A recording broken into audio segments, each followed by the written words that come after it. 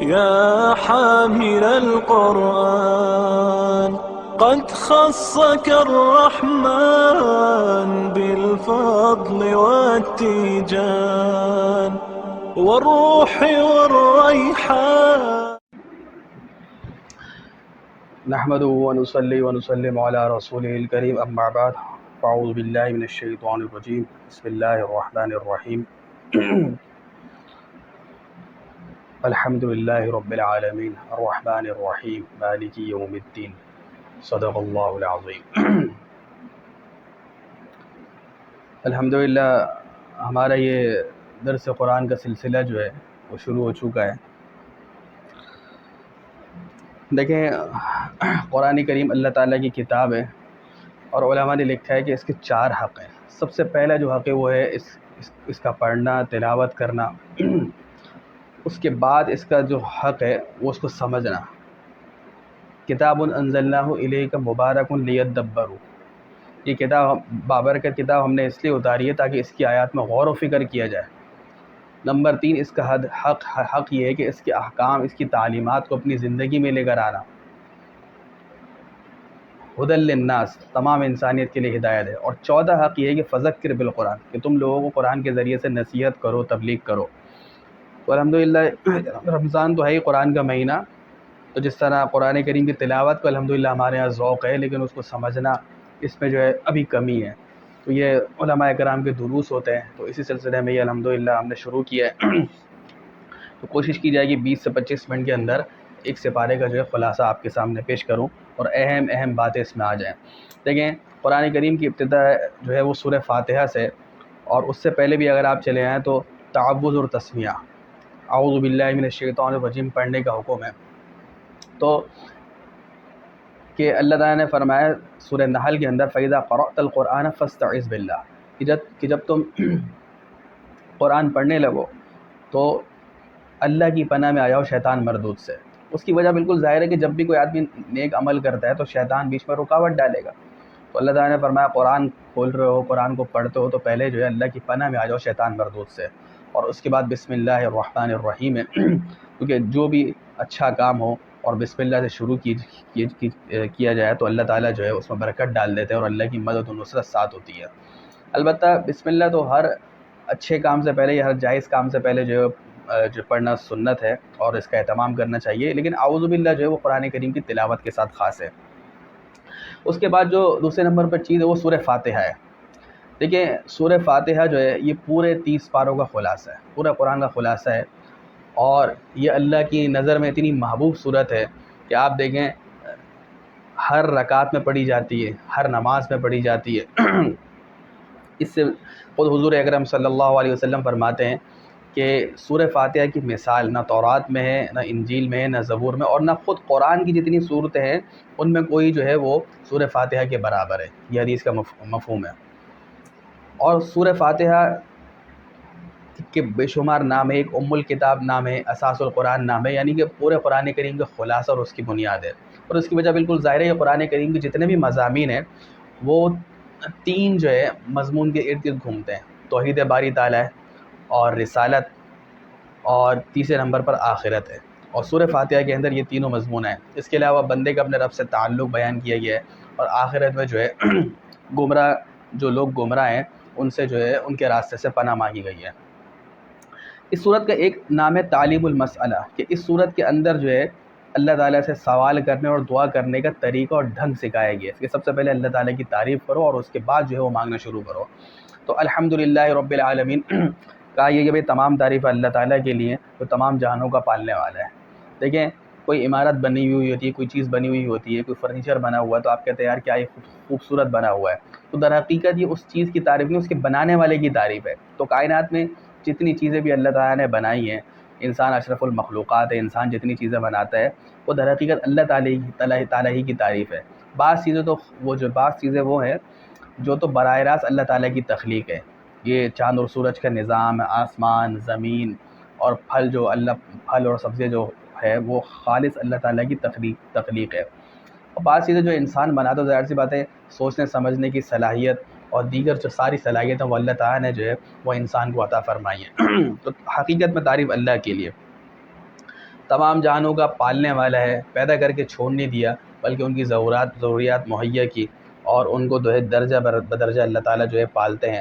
عالمین جو ہے یا تو اس سے مراد تمام مخلوقات ہیں، جتنی بھی مخلوقات ہیں۔ قرآن کہتا ہے وَمَا يَعْلَمُ جُنُودَ رَبِّكَ إِلَّا هُوَ، تمہارے رب کے لشکر اتنے ہیں کہ وہ اتنی تعداد ہے کہ اس کو اللہ ہی جانتا ہے۔ تو وہ سب جو ہے اللہ تعالیٰ کے علم میں، تو اللہ تعالیٰ سب کے رب ہیں، انسانوں کی بھی رب ہیں، پھر جانوروں کے بھی رب ہیں، سمندروں میں مچھلیاں ہیں، بے شمار جانور ہیں، ان کو بھی اللہ پاک پالتے ہیں، چوٹیاں ہیں، رینگنے والے جانور، ان کو بھی اللہ پاک پالتے ہیں، ہوا میں پرندے اڑتے ہیں، اس کا رب بھی اللہ ہے۔ اور یا عالمین سے ایک تفسیر یہ بھی ہے کہ جیسے یہ پوری دنیا ایک عالم ہے، ایک عالم بالا ہے، اس میں فرشتے رہتے ہیں، اور جتنے بھی عالم ہیں، حضرت ابو سعید خدری رضی اللہ عنہ کا قول نقل کرتے ہیں مفسرین کہ اس دنیا میں 40,000 عالم ہیں۔ بہرحال اصل تو علم اللہ تعالیٰ کو ہے، تو تمام جانوں کے پالنے والے اللہ تعالیٰ کی ذات ہے۔ الرحمن الرحیم، دیکھیں اللہ کی دو صفاتی نام ہے، رحمان بھی ہے اور رحیم ہے، دونوں رحم سے نکلے ہیں، لیکن فرق یہ ہے کہ رحمان جو ہے وہ ذات ہے جس کی رحمت ہر ایک کو وسیع ہے، ہر ایک پر اس کی رحمت کے قطرے جو ہے وہ گر رہے ہیں۔ تو دنیا کے اندر جو ہے اللہ تعالیٰ کی صفت رحمان ظاہر ہوتی ہے کہ انسانوں کو بھی اللہ تعالیٰ جو ہے انسانوں کو بھی نعمتیں دیتے ہیں، ہر جاندار کو نعمتیں دیتے ہیں، پھر انسانوں میں جو کافر ہیں اور کفار سے بھی ہٹ کر، بعض تو کفار ایسے ہیں اہل کتاب جیسے یہود و نصارہ، وہ تو اللہ تعالیٰ کو مانتے ہیں، آخرت کو مانتے ہیں، اور لیکن وہ لوگ جو کہ دہری ہیں اور ایتھیسٹ ہیں، جو اللہ تعالیٰ کی ذات کے بھی منکر ہیں، لیکن اللہ تعالیٰ ان کو بھی نعمتوں سے بہت ساری بے شمار نعمتوں سے نوازتے ہیں۔ تو دنیا کے اندر الرحمن کی یہ صفت ظاہر ہوتی ہے، اور رحیم جو ہے وہ ذات ہے کہ جس کی رحمت ہر ایک پر نہیں ہے، لیکن جن لوگوں پر ہے تو بے شمار نعمت برس رہی ہے، بے شمار رحمت برس۔ تو یہ صفت رحیم کے جو ظاہر ہوگی وہ آخرت میں ہوگی، کہ خاص جنتیوں کے اوپر اللہ تعالیٰ کی جو ہے رحمت ہوگی، اور ایسی رحمت ہوگی اللہ تعالیٰ ہم سب کو عطا فرمائے کہ اسی کوئی مثال نہیں ہوگی۔ مالک یوم الدین، فرمایا کہ بدلے کے دن کا مالک ہے۔ مالک تو اللہ تعالیٰ آج بھی تمام چیزوں کے مالک ہے، لیکن فرق یہ ہے کہ اللہ تعالیٰ نے انسانوں کو اپنے فضل و کرم سے بہت ساری نعمتیں عطا فرمائی ہیں، اور انسان ان کا مالک ہے، لیکن وہ ملکیت ناقص عارضی ہے، لیکن قیامت کے دن وہ بھی ختم ہو جائے گی۔ حدیث شریف میں ہے کہ جب بندے قبروں سے اٹھیں گے تو حفاتن عوراتن، ننگے پیر ننگے بدن اٹھ رہے ہوں گے، اور بلکہ یہی دیکھ لیں جب انسان دنیا سے رخصت ہوتا ہے کیا لے کے جاتا ہے؟ کچھ بھی لے کے نہیں جاتا۔ انسان مر جاتا ہے، اس جتنے گھر بار چھوڑیں، گاڑیاں چھوڑیں، کاروبار چھوڑیں، وہ اس کے بچے وارث ہو جاتے ہیں، پھر وہ مریں گے، ان کے بچے وارث ہو جائیں گے۔ در حقیقت صرف جو مالک اللہ تعالیٰ ہی ہوئے، قرآن کہتے ہیں وَلِلَّهِ مِيرَاثُ السَّمَاوَاتِ وَالْأَرْضِ، کہ آسمان اور زمین کی جو میراث ہے وہ تو اللہ ہی کی ہے۔ یہ تمام یہ اللہ تعالیٰ کی تعریف ہوئی اور اس کی صفات کا بیان ہوا۔ پھر فرمایا ایاک نعبد و ایاک نستعین، کہ اللہ ہم تیری ہی عبادت کرتے ہیں اور تجھ ہی سے مدد طلب کرتے ہیں۔ دیکھیں یہ بندے نے اپنے رب سے تعلق کا بیان ہے کہ ہمارا جو اللہ تعالیٰ کے ساتھ تعلق ہے وہ عبادت کا ہے، اور استعانت کا، مدد طلب کرنا۔ عبادت صرف ایک اللہ کی ہے اور تجھ ہی سے مدد طلب کرتے ہیں۔ اس کو ذرا سمجھ لیں۔ دیکھیں ایک جو مدد ہے، عام طور پر ہم ایک دوسرے سے مدد لیتے ہیں، وہ ظاہری اسباب کے تحت ہے۔ دنیا کا نظام اللہ پاک نے ایسا چلایا کہ اسباب کے ساتھ جوڑا ہے۔ خود قرآن کہتا ہے سورہ مائدہ کے شروع میں وَتَعَاوَنُوا عَلَى الْبِرِّ وَالتَّقْوَىٰ وَلَا تَعَاوَنُوا عَلَى الْإِثْمِ وَالْعُدْوَانِ، کہ ایک دوسرے کے ساتھ ایک دوسرے کی مدد کرو نیکی اور تقویٰ کے کاموں میں، گناہ اور ظلم اور زیادتی کے کام میں ایک دوسرے کی مدد مت کرو۔ تو نیکی اور تقویٰ کے کاموں میں ایک دوسرے کی مدد کرنے کا حکم ہے، لیکن اور وہ شرک کے زمرے میں نہیں آتا۔ آپ کو یہاں سے کہیں جانا تو آپ کہتے ہیں یار مجھے وہاں تک اپنی سواری پر چھوڑ دو، تو یہ مدد لے رہے ہیں۔ لیکن کسی کو قادر مطلق سمجھنا کہ وہ ہر چیز دینے پر قادر ہے، ہر تنہا دینے پر قادر ہے، یہ صرف اللہ کی ذات ہے۔ اور وہ چیزیں جو کہ اسباب سے ماورا ہیں، اسباب کے تحت نہیں آتی، جیسے کہ اولاد مانگنا ہے اور صحت کی نعمت ہے، یہ ساری چیزیں جو ہے اللہ تعالیٰ سے مانگی جاتی ہیں۔ اور اسی کے تحت علماء نے جو ہے وسیلے کا مسئلہ ذکر کیا ہے کہ وسیلے کا مطلب یہ ہے کہ مانگا تو اللہ تعالیٰ سے جائے، لیکن کسی نبی کا واسطہ دے دیا جائے، کسی صحابی کا واسطہ دیا، کسی بزرگ کا واسطہ دے دیا جائے، تو یہ بھی جائز ہے۔ البتہ یہ کوئی ضروری نہیں ہے کہ جب وسیلہ لیں گے کسی کا واسطے سے اللہ پاک کو پکاریں گے تو اللہ پاک قبول کریں گے، بلکہ اللہ تعالیٰ جو ہے وہ ہر طرح سے بندے کی سنتے ہیں، اور جو ہے سچے دل سے دعا مانگی جائے اور شرائط پوری ہو تو اللہ پاک جو ہے دعا کو بھی قبول فرماتے ہیں۔ آگے فرمایا کہ اہدنا الصراط المستقیم، کہ اللہ ہمیں سیدھا راستہ دے گا۔ دیکھیں صراط مستقیم مانگیں گے، سیدھا راستہ دکھا بھی اور اس کے اوپر چلا بھی، اور مرتے دم تک استقامت کی دعائیں، مرتے دم تک دین کے اوپر جم جانا، یہ مقصد ہے اصل۔ اللہ تعالیٰ ہماری حفاظت فرمائے۔ سیدھا راستہ بعض لوگ دیکھ لیتے ہیں، اس کے اوپر چلتے بھی ہیں، لیکن گمراہ ہو جاتے ہیں۔ حضرت ابن مسعود رضی اللہ تعالیٰ فرماتے ہیں ان الحی لا تؤمن علی الفتنہ، کہ زندہ آدمی جو ہے وہ کبھی بھی جو ہے فتنے اور خطرے سے بچا ہوا نہیں ہے۔ اسی وجہ سے کہتے ہیں کہ اپنی عبادات کے اوپر ناز نہیں کرنا چاہیے، جتنے نیک اعمال کی اللہ پاک نے توفیق دی ہے اس کا شکر ادا کرتے رہیں، کیونکہ حدیث میں فرمایا انما الاعمال بالخواتیم، اعمال کا دار و مدار جو ہے وہ تو خاتمے کے اوپر ہوگا۔ اس لیے اللہ تعالیٰ سے جو ہے اہدنا الصراط المستقیم، ہر نماز میں یہ دعا مانگتے ہیں اللہ میں سیدھا راستہ دکھا بھی، اس کے اوپر چلا بھی، اور دین کے اوپر ثابت قدمی بھی اس کے اندر آ گئی۔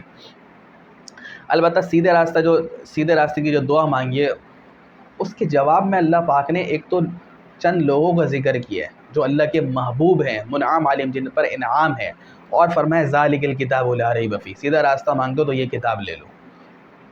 صراط الذین انعمت علیہم، یہ سیدھا راستہ ان لوگوں کا راستہ جن پر اللہ تعالیٰ کا خاص انعام ہوا اور جو ہے وہ خاص فضل ہوا، اور وہ 4 لوگ ہیں۔ اس کی تفسیر سورہ نساء کے اندر آئی ہے، نبیین، انبیاء کرام ہیں، صدیقین ہیں، شہداء اور صالحین، ان کا راستہ ہے۔ اور سیدھے راستے کے لیے اللہ پاک نے فرمایا الف لام میم ذالک الکتاب لا، یہ پوری کتاب جو قرآن ہے ہدی للناس، تمام لوگوں کے لیے ہدایت ہے، تمام انسانیت کے لیے ہدایت ہے، پورا ضابطہ حیات ہے۔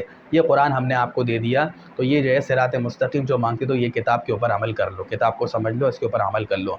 بات سمجھنے کی یہاں پر یہ ہے، اب بعض لوگ دیکھیں دونوں چیزیں ضروری ہیں، اللہ پاک نے انبیاء کرام کا سلسلہ بھی جاری فرمایا اور آسمانی کتابیں وہ اتاری ہیں، لیکن آسمانی کتابیں صرف 4 ہیں، اس کے علاوہ صحیفے وہ چند ہیں، لیکن انبیاء کرام کا مبین 1.25 لاکھ انبیاء کرام جو اللہ پاک نے جو ہے وہ لوگوں کی ہدایت کے لیے بھیجیں۔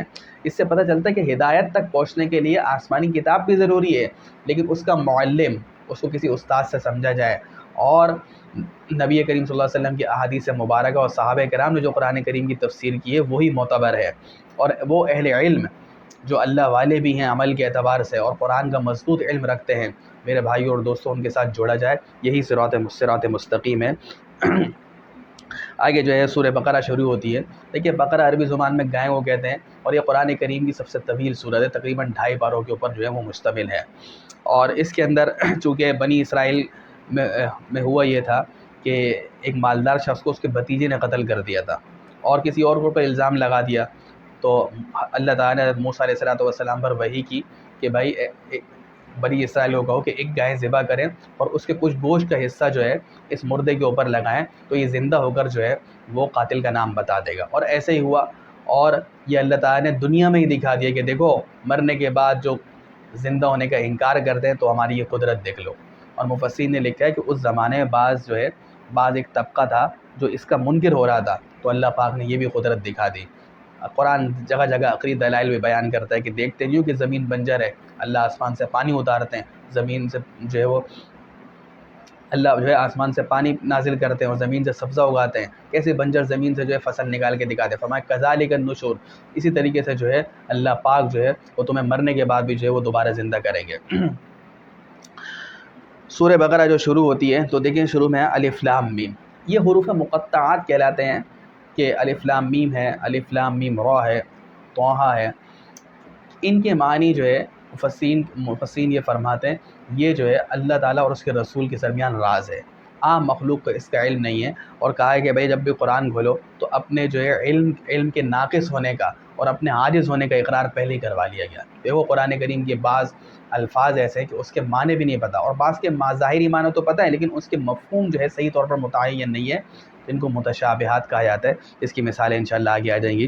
سورہ بقرہ کے اندر شروع کے اندر جو دو رکوع ہیں اس میں 3 طبقوں کا ذکر ہے، مومنین کا ذکر ہے، اور مومنین کے اندر پھر متقی پرہیزگار اللہ سے ڈرنے والے ان کا ذکر ہے، اور ان کی 5 صفات بیان کی، الذین یؤمنون بالغیب، کہ مومنین متقی پرہیزگار تو وہ لوگ ہیں جو کہ غیب پر ایمان رکھتے ہیں، غیب بن دیکھی، کہ اللہ اور اس کے رسول نے جو بتا دیا جو ہماری نگاہوں کے سامنے نہیں ہے، جو ہم اپنی عقل سے نہیں سمجھ سکتے، لیکن خالص اللہ اور اس کے رسول کے بتانے سے جو ہے ہم جو ہے اس کے اوپر ایمان لاتے ہیں، یہ متقین کی صفت غیب پر، جس میں قیامت کے علامات آ گئیں، قیامت کے قریب فتنے آئیں گے، خود اللہ تعالیٰ کی جو ذات ہے وہ اللہ تعالیٰ کو ہم دنیا میں نہیں دیکھ سکتے، لیکن نبی کریم صلی اللہ علیہ وسلم نے اللہ تعالیٰ کا ہمیں پتہ بتایا، تو ہم جو اللہ تعالیٰ پر ایمان لاتے ہیں۔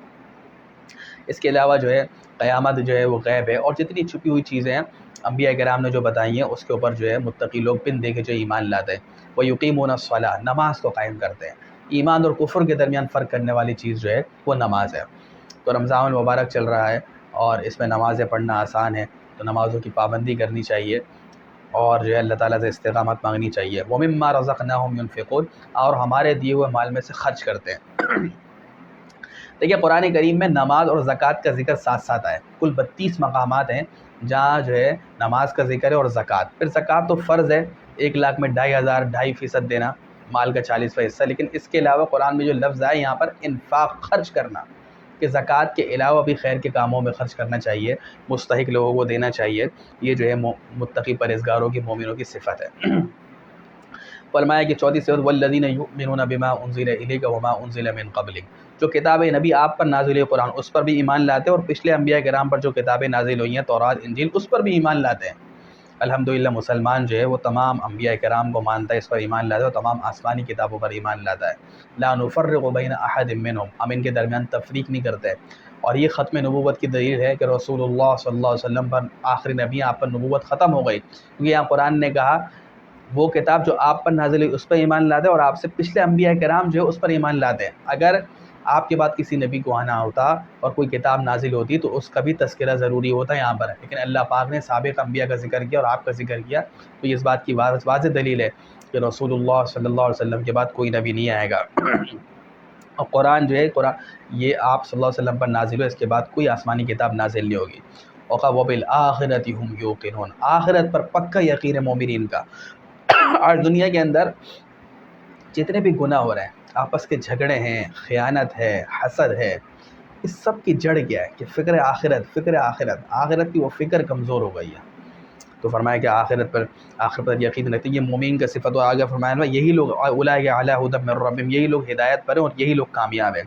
آگے کفار کا ذکر ہے، ان کفار پر کہ جنہوں نے جو ہے اللہ کے رسول علیہ السلام کی مخالفت کی اور دین کو پس پش ڈال دیا اور اس میں بڑھتے چلے گئے، تو ان کے بارے میں فرمایا کہ نبی برابر ہے کہ آپ ان کو ڈرائیں یا نہ ڈرائیں، وہ ایمان نہیں لائیں گے۔ یعنی کہ آپ کو تبلیغ کرنے سے نہیں روکا گیا، لیکن بتا دیے کہ آپ غمگین نہ ہوں کہ اب وہ ایمان نہیں لائیں گے۔ اور آگے جو ہے چند آیات میں منافقین کا ذکر ہے۔ لیکن اصل منافق وہ ہوتا ہے کہ جو دل کے اندر کفر ہو اور دین اسلام کے خلاف، مسلمانوں کے خلاف جو ہے دشمنی کے جذبات ہوں، لیکن سامنے جو ہے وہ اپنے آپ کو مسلمان ظاہر کرے۔ صحابہ مدینہ منورہ کے اندر بہت سارے یہود جو تھے وہ منافق بھی تھے، لیکن چونکہ کلمہ پڑھتے تھے، نماز میں شریک ہوتے تھے، تو نبی کریم صلی اللہ علیہ وسلم نے یہی حکم دیا تھا کہ اور صحابہ کرام کو کہ بھائی ان کے ساتھ مسلمانوں والا معاملہ کیا جائے۔ لیکن قرآن کریم نے جگہ جگہ ان کے نفاق کی وجہ کو کھولا اور کہا کہ ان سے بچ کر رہو، یہ آستین کے سانپ ہے۔ اور دوسرا ایک ہے نفاق عملی، دل میں تو ایمان ہوتا ہے لیکن بعض گناہ ایسے ہیں، بعض بری عادتیں ایسی ہیں کہ جن کو رسول اللہ صلی اللہ علیہ وسلم نے نفاق کی علامت قرار دیا۔ اور ایک حدیث میں فرمایا کہ آیت المنافق ثلاث، منافق کی 3 نشانی ہیں۔ جب گفتگو کرتا ہے کذب، جھوٹ بولتا ہے، دیکھیں جھوٹ بولنا نفاق کی علامت ہے۔ وَإِذَا اؤْتُمِنَ خَانَ، جب اس کے پاس کوئی امانت رکھوائی جاتی ہے تو اس میں خیانت کرتا ہے۔ وَإِذَا وَعَدَ أَخْلَفَ، اور جب اس سے کوئی وعدہ کیا جاتا ہے تو اس کی خلاف ورزی کرتا ہے۔ تو اللہ تعالی ہماری حفاظت فرمائے کہ ہم یہ نفاق والی جو علامت ہیں اور یہ مذموم صفتیں، ان سے جو ہے بچنے کی کوشش کریں۔ اس کے بعد پوری انسانیت کو خطاب ہے، یا ایھا الناس، اے لوگو، اس میں مومنین بھی آ گئے، کافر بھی آ گئے، منافقین بھی آ گئے۔ اعبدوا ربکم، اپنے رب کی عبادت کرو۔ اور عبادت کا مطلب یہی ہے کہ خالص ایک اللہ وحدہ لا شریک کی ذات پر ایمان لاؤ، اور جن پر ایمان لانے کو جو ہے اللہ تعالیٰ نے جو ہے شرط قرار دی ہے مومن ہونے کے لیے، ان تمام چیزوں پر ایمان ہے، جس کو ہم ایمان مفصل کہتے ہیں۔ تمام انبیاء کرام پر ایمان ضروری ہے۔ اور یہود و نصارہ کو یہاں پر جو ہے تنبیہ کر دی کہ رسول اللہ صلی اللہ علیہ وسلم پر ایمان لایا بغیر نجات ممکن نہیں ہے۔ اور فرمایا کہ اس کے بعد جو ہے اللہ تعالیٰ نے اپنے انعامات کا ذکر کیا ہے، اپنی قدرت کا ذکر کیا ہے کہ وہ اللہ جس نے آسمان کو بچھونا بنایا، والسماء بناء، اور آسمان کو چھت بنایا، زمین کو بچھونا بنایا، آسمان سے پانی اتارا، اس کے ذریعے سے زمین سے سبزہ نکالا، پھل نکالے، رزقا لکم، تمہارے رزق۔ آگے قرآن نے کہا، کیونکہ مشرکین کہا کرتے تھے ام یقولون افترا، کہ بھائی یہ تو محمد الرسول اللہ نے جو ہے خود اپنا کلام بنا لیا، اللہ کا کلام تھوڑی ہے۔ قرآن نے چیلنج کر دیا، وَإِن كُنتُم فِي رَيْبٍ مِّمَّا نَزَّلْنَا عَلَىٰ عَبْدِنَا، اگر تمہیں اس کلام میں شک ہے کہ اللہ کی طرف سے نازل نہیں ہوا تو ٹھیک ہے، فَأْتُوا بِسُورَةٍ مِّن مِّثْلِهِ، اس جیسی ایک صورت لے کر آ جاؤ۔ اور 1400 سال ہو گئے، 1450 سال ہو گئے، زمین اور آسمان گواہ، تمام انسانیت گواہ ہے، کوئی انسان جو ہے قرآن جیسی ایک صورت، ایک آیت بھی بنا کے نہیں لا سکا کہ جو قرآن جیسی فصیح ہو اور جو ہے بلاغت، اس بلاغت سے بھرپور ہو۔ اور آگے قرآن نے بھی یہ کہا فَإِن لَمْ تَفْعَلُوا وَلَن تَفْعَلُوا، اگر تم نہیں کر سکے، اور یہ بھی سن لو کہ ہرگز نہیں لا سکتے، کیونکہ یہ اللہ کا کلام ہے۔ مخلوق جتنی ہی کوشش کر لے، جتنی ہمارے پاس ہماری صلاحیت ہے، وہ سب اللہ تعالیٰ کی دی ہوئی ہیں۔ اللہ تعالیٰ جو ہے، اللہ تعالیٰ جیسا جو ہے وہ کلام ہم نہیں لا سکتے۔ تو فرمایا کہ اس آنکھ سے ڈرو جس کا ایندھن پتھر اور آگ ہے، اعدت للکافرین، وہ تیار کی جا چکی ہے کفار کے لیے تیار کی جا چکی ہے وہ۔ آگے اللہ تعالیٰ نے جو ہے آدم علیہ السلام کا قصہ نقل کیا ہے کہ وہ وقت پہ یاد کرو جب اللہ پاک نے جو ہے فرشتوں سے کہا تھا کہ میں زمین میں اپنا ایک خلیفہ بنایا جا رہا ہوں۔ خلیفہ یعنی کہ اپنی زمین میں اپنا نائب بناؤں گا۔ اللہ پاک کے جو جتنے انبیاء کرام وہ جو ہے اللہ پاک کے خلیفہ ہیں، اور جتنے بھی انسان ہیں وہ انبیاء علیہ السلام کے وارث اور ان کے نائب ہیں۔ اور اسی وجہ حدیث میں رسول اللہ صلی اللہ علیہ وسلم نے فرمایا کہ نبوت تو مجھ پر ختم ہو گئی لیکن میرے بعد خلفاء ہوں گے۔ اور ہر آدمی پر خلیفہ ہونے کا مطلب یہ ہے کہ اللہ کی جو شریعت دین ہے اس پر خود بھی عمل کرنا اور لوگوں کو دین پہنچانا اور اللہ کی زمین پر اللہ کا نظام قائم کرنا، یہ جو ہے اس خلافت کا تقاضا ہے۔